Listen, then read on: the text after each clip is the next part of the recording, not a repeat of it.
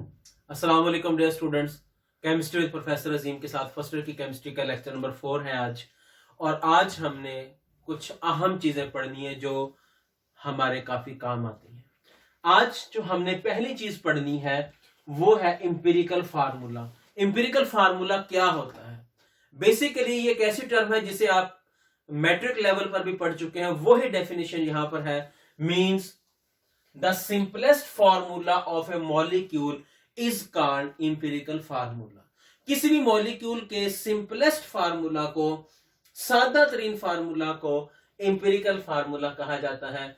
अगर हम इसको थोड़ा सा डिटेल में डिस्क्राइब करें तो यूं कह सकते हैं एक ऐसा formula which shows the simplest whole number ratio between the atoms of a molecule. किसी मॉलिक्यूल के एटम्स के दरमियान सादा तरीन रेशियो को जाहिर करने वाला फार्मूला उसका इंपिरिकल फार्मूला कहलाता है। इसके बारे में थोड़ा सा आगे जाकर हम कुछ और भी अहम चीजें पढ़ेंगे। अभी हमने एक अहम चीज पढ़नी जो इसी से रिलेटेड है और वो है कि परसेंटेज कैसे फाइंड आउट की जाती है। हमारे सामने काफी जगह पर एक क्वेश्चन आएगा कि find the percentage of the element in the given organic compound या इनऑर्गेनिक कंपाउंड। तो हमने कैसे फाइंड आउट करनी है?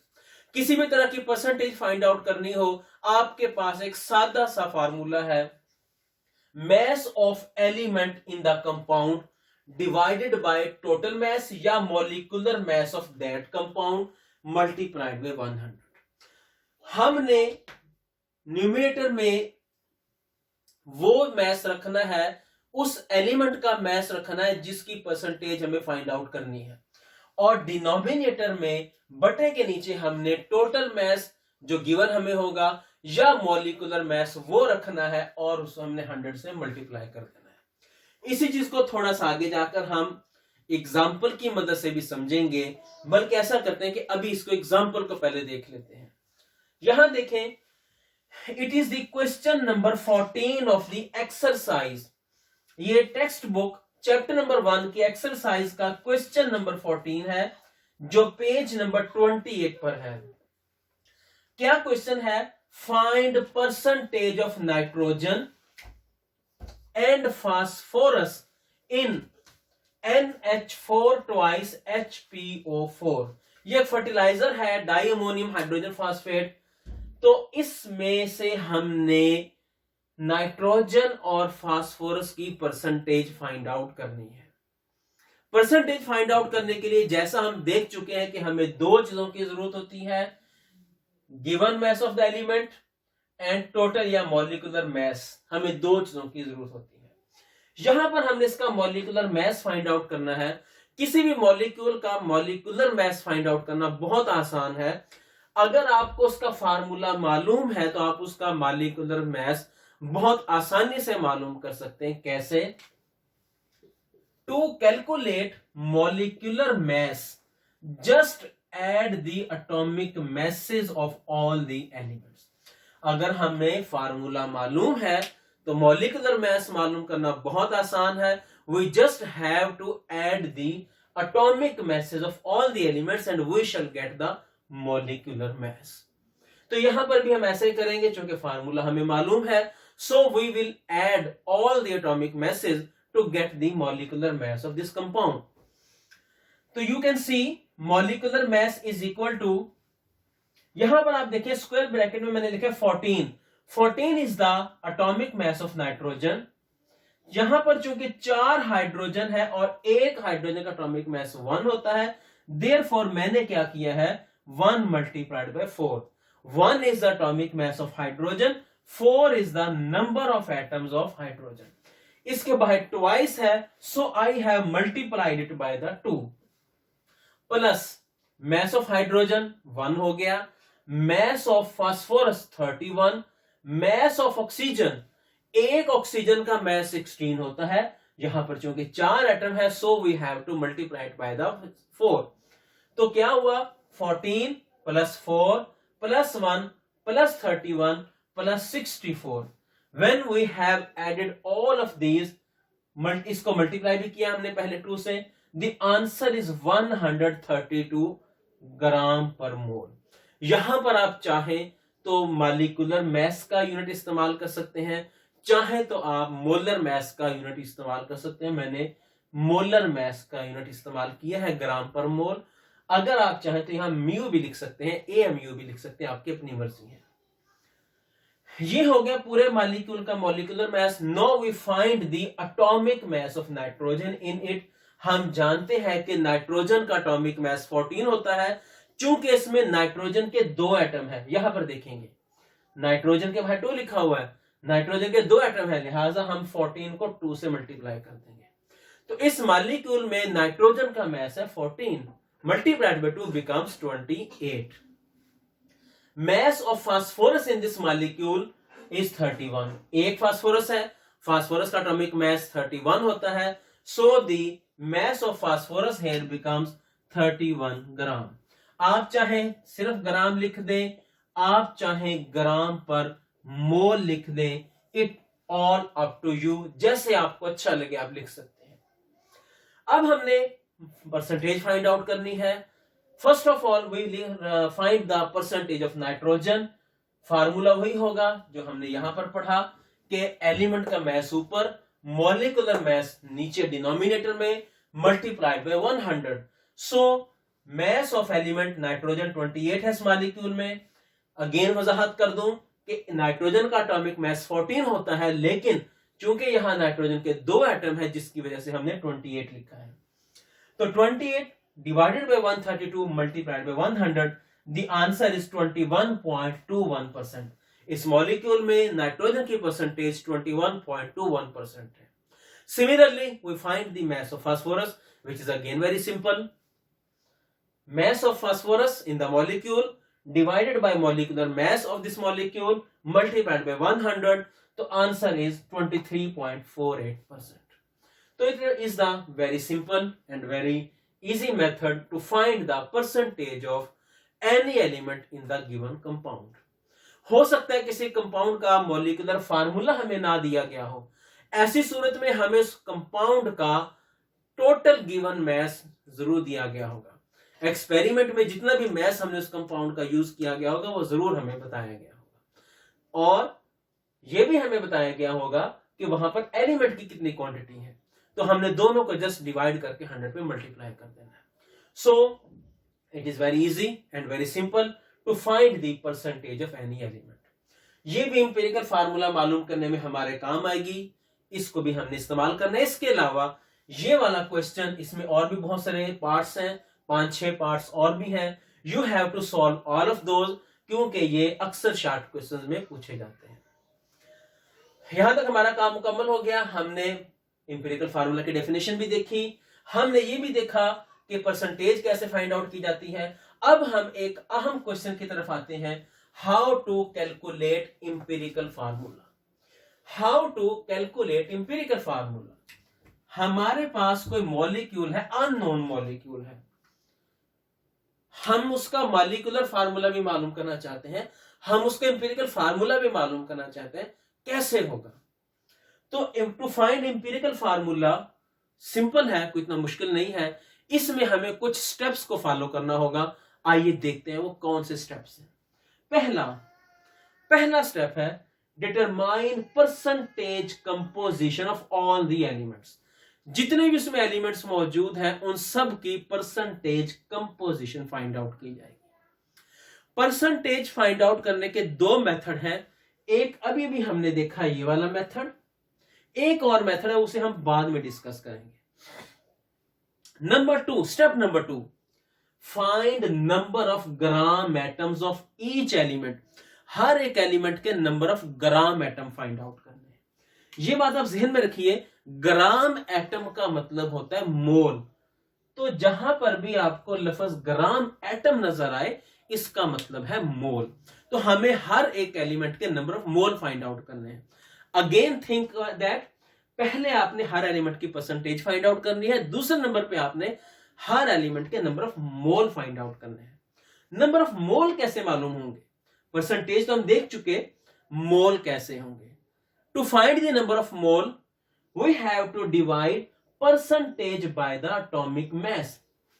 जिस एलिमेंट के हमने number of mole find out करने हैं उसी की परसेंटेज को उसी के एटॉमिक मास पे डिवाइड करेंगे। फॉर एग्जाम्पल किसी मॉलिक्यूल में सपोज करें कार्बन की परसेंटेज 36% है, तो हम उसे कार्बन के एटॉमिक मास 12 पे डिवाइड करेंगे और हमें इस सूरत में उसके नंबर ऑफ मोल मिल जाएंगे। Number of mole find out करने के बाद थर्ड स्टेप है find atomic ratio between the elements. Elements के दरमियान एटॉमिक रेशियो फाइंड आउट करें, यह भी आसान है। इस काम के लिए हम क्या करेंगे, जो हमने स्टेप नंबर 2 में आंसर निकाले होंगे नंबर ऑफ मोल के, उनमें जो भी सबसे छोटा आंसर होगा, सबसे छोटा आंसर, उससे तमाम को डिवाइड कर देंगे।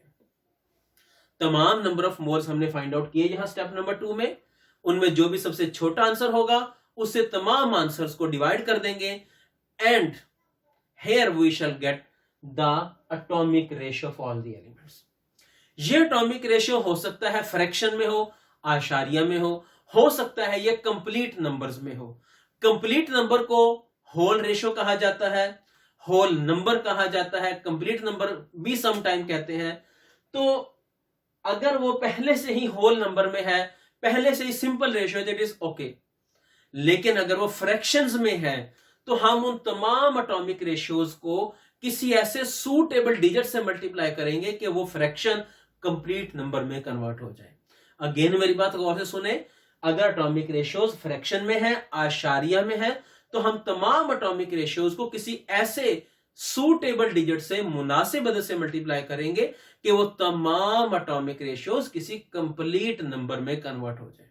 जब वो कंप्लीट नंबर बन जाएगा, होल नंबर बन जाएंगी वो रेशियोज, तो अब हमारे पास इंपिरिकल फार्मूला आ जाएगा। It is the method to find the empirical formula. और ये शॉर्ट क्वेश्चंस में भी अक्सर आ जाता है। हाउएवर इन स्टेप्स को हमने अक्सर यूज करना होता है न्यूमेरिकल्स में। हमें कोई न्यूमेरिकल दिया गया होगा, कोई न्यूमेरिकल प्रॉब्लम ऐसा होगा जिसमें हमें कुछ डेटा दिया गया होगा और हमें कहा गया होगा कि find the empirical formula and molecular formula of the compound using this data. तो उस डेटा को इस्तेमाल करते हुए हमने इंपिरिकल और मॉलिक्यूलर फार्मूला इस्तेमाल करना होगा। तो these steps we should have to follow, यहां कह सकते हैं कि we must have to follow to find the empirical formula of the molecule. जब इंपिरिकल फार्मूला आ जाएगा देन हमारे सामने मॉलिक्यूलर फार्मूला फाइंड आउट करना बहुत आसान हो जाएगा। मॉलिक्यूलर फार्मूला मालूम करने के लिए मेथड क्या है, molecular formula is equal to n multiplied by empirical formula. Molecular formula is equal to n multiplied by empirical formula. And n क्या चीज है, n एक नंबर है। कैसे फाइंड आउट किया जाएगा, यहां पर इसको उलट लिखा गया है, molecular mass divided by empirical formula mass. Molecular mass numerator में ऊपर लिखा जाएगा, इंपिरिकल फॉर्मूला मास नीचे लिखा जाएगा। We will get a complete number, 1 हो सकता है, 2 हो सकता है, 6 हो सकता है, 5 हो सकता है, इस तरह का कोई नंबर मिलेगा। And we shall multiply that number with each of the empirical formula elements. तो हमें इंपिरिकल फार्मूला से मॉलिक्यूलर फार्मूला मालूम करना भी बहुत आसानी से हमारे लिए पॉसिबल हो जाएगा। तो हमने इंपिरिकल फार्मूला के स्टेप्स पढ़े, हमने परसेंटेज फाइंड आउट करने का मेथड देखा। यहां पर आपको याद होगा कि मैंने कहा था कि परसेंटेज 2 तरह से फाइंड आउट की जाती है। एक ये मेथड है, एक और मेथड है। This method can be used if we already know which elements are present in our compound and in what quantity. हमें एलिमेंट्स के नेम पता हो और उनकी क्वांटिटी पता हो। लेकिन अगर हमारे सामने बिल्कुल सपोज करें ये एक मटेरियल है and we are asked to find its empirical formula, अब हमें तो नहीं पता कि इसके अंदर कौन से एलिमेंट मौजूद है, कितनी क्वांटिटी में मौजूद है। तो हमें इस तरह की सूरत हाल का अगर सामना करना पड़े तो पहले हम ये फाइंड आउट करते हैं कि हमारे सैंपल में जो हमें दिया गया है अननोन सैंपल, उसमें कौन कौन से एलिमेंट मौजूद है। एंड देन हम उन सैंपल्स को एनालाइज करते हैं ताकि फाइंड किया जाए इसमें एलिमेंट्स क्या है, और उन एलिमेंट्स की देन हम परसेंटेज फाइंड आउट करते हैं। तो अगर हमारे सामने कोई अननोन सैंपल है और हमने उस अननोन सैंपल में एलिमेंट्स फाइंड आउट करने और उनकी परसेंटेज भी फाइंड आउट करनी है, तो हमारे सामने एक दूसरा मेथड है, that is called combustion analysis. Combustion का मतलब होता है जलना। तो इसमें हम हमारे ऑर्गेनिक कंपाउंड को बर्न करके जलाकर फाइंड आउट करते हैं कि उसमें कौन कौन से एलिमेंट है और कितनी कितनी क्वांटिटी में है। तो आइए शुरू करते हैं। कंबस्शन एनालिसिस क्या है? It is a type of quantitative analysis. Quantitative analysis आपने पहले भी पढ़ा हुआ होगा मैट्रिक लेवल पर। इसके बारे में थोड़ी सी और डिटेल हम चैप्टर नंबर 2 में देखेंगे। ताहम यहां पर आप सिर्फ इतना समझ लें कि अगर हमारे पास कोई अननोन चीज मौजूद है और हम उसमें से ये फाइंड आउट करें कि इसमें कौन कौन से कंपोनेंट्स मौजूद हैं। सपोज करें जैसे मैं इसकी बात कर रहा था, if we only find which components, which elements are present in it, it will be qualitative analysis। और अगर मैं ये भी फाइंड आउट करूं कि उन एलिमेंट्स की कितनी कितनी क्वांटिटीज में मौजूद है, कितनी कितनी परसेंटेज मौजूद है, that will be quantitative analysis. मतलब सिंगल स्टेप में यूं कह सकते हैं, सिंगल सेंटेंस में यूं कह सकते हैं कि अगर हमने सिर्फ एलिमेंट्स के नेम पता कर लिए तो वो क्वालिटेटिव एनालिसिस है, अगर हमने उनकी क्वांटिटी भी पता कर ली तो वो क्वांटिटेटिव एनालिसिस है। So it is a method of type of quantitative analysis, but it is only applicable for organic compounds. और ऑर्गेनिक कंपाउंड्स में से भी सिर्फ वो ऑर्गेनिक कंपाउंड जिनमें कार्बन, हाइड्रोजन एंड ऑक्सीजन हो। सिंपली इसको हम इन 3 एलिमेंट्स के लिए यूज करते हैं। ऐसे ऑर्गेनिक कंपाउंड जिनमें सिर्फ कार्बन, हाइड्रोजन एंड ऑक्सीजन होती है, उनको फाइंड आउट करने के लिए हम इसको इस्तेमाल करते हैं। तो आइए देखते हैं कंबस्शन एनालिसिस कैसे काम करता है। आपको ये इसका एक अपरेटस नजर आ रहा होगा। ये चीज जो आपको यहां नजर आ रही है शुरू में, इट इज कॉल्ड फर्नेस। ये भट्टी है। इस फर्नेस में हम अपना सैंपल रखते हैं, ऑर्गेनिक कंपाउंड रखते हैं और हमें पता है वो कितनी क्वांटिटी में लिया गया है। 1 ग्राम है, 0.5 ग्राम है या 0.4 ग्राम है, मामूली सी क्वांटिटी हमने लेनी होती है। इस फर्नेस के साथ आपको 3 बॉक्सेस अटैच नजर आ रहे होंगे। इन बॉक्सेस में से सबसे पहले बॉक्स में है मैग्नीशियम परक्लोरेट का solution, MgClO4 twice magnesium perchlorate. ये मैग्नीशियम परक्लोरेट यहां पर क्या काम करेगा? It will absorb the water vapours which will produce from here. हमें पता है कोई भी फ्यूल जब बर्न होता है वो carbon dioxide and water produce करता है। यहां पर भी carbon dioxide and water produce होगी। जितने भी वाटर वेपर प्रोड्यूस होंगे वो यहां एब्सॉर्ब हो जाएंगे। हमने इस बॉक्स को यहां अटैच करने से पहले इसका वेट किया हुआ है और उसको अपने पास नोट किया हुआ है। It means this box is pre wet, पहले से वेट किया हुआ है, हमें पता है इसका वेट कितना है। इसमें है क्या? Magnesium perchlorate. मकसद क्या है? To absorb water vapours. अगला बॉक्स, इसमें 50% पोटेशियम हाइड्रोक्साइड का सॉल्यूशन हमने भरा हुआ है। 50% पोटेशियम हाइड्रोक्साइड का मतलब होता है कि 50 gram potassium hydroxide plus 50 gram water. Here एक बात याद रखना जरूरी है, the percentage mentions the amount of solute in the total solution. मतलब अगर यहां पर लिखा होता 20% पोटेशियम हाइड्रोक्साइड सॉल्यूशन, इसका मतलब था 20 ग्राम potassium hydroxide plus 80 gram water, इसका यह मतलब होता। अगर 30% पोटेशियम हाइड्रोक्साइड लिखा होता, it means 30 gram potassium hydroxide plus 70 gram water, total will become the 100। तो percentage shows the amount of solute in the whole solution. तो पोटेशियम हाइड्रोक्साइड का यहां क्या फंक्शन है? It will absorb the carbon dioxide from here. जो carbon dioxide पैदा होगी वो यहां एब्सॉर्ब होगी, और अगर कोई चीज बच जाती है दोनों बॉक्सेस में से तो वो यहां चली जाएगी। Remaining particles which are not absorbed before, जो पहले एब्सॉर्ब नहीं हुए, वो यहां रखे जाएंगे। तीनों बॉक्सेस को यहां लगाने से पहले उनका वजन किया गया था, उनको नोट किया गया था।